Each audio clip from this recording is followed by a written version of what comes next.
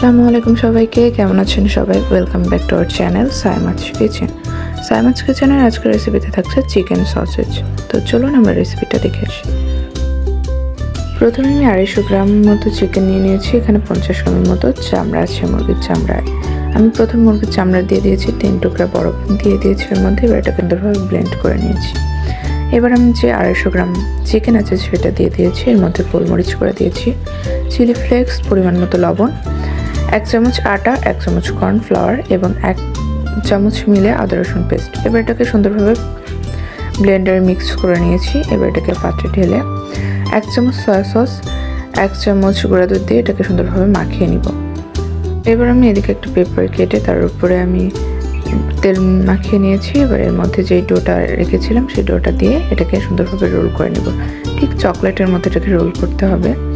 এবার আমি এটা দুই পাশটাকে সুন্দরভাবে বেঁধে দেবো। এভাবে আমি 4টা বানিয়েছি।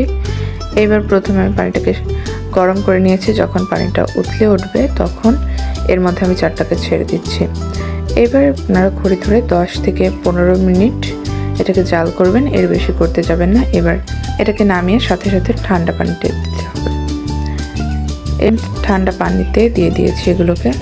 এবার আমি এরকম রেখে দিয়েছি 10 থেকে 15 মিনিট। তারপর এটাকে বের করে নিয়েছি। এই তো আমার সসেস তৈরি হয়ে গেল। খুব ইজি এবং চটজলদি স্বাস্থ্যকর সসেস তৈরি হয়ে গেল। রেসিপিটা ভালো লাগলে লাইক করবেন, কমেন্ট করবেন, শেয়ার করবেন। নতুন নতুন ভিডিও পেতে আমাদের চ্যানেলটি সাবস্ক্রাইব করবেন। আল্লাহ।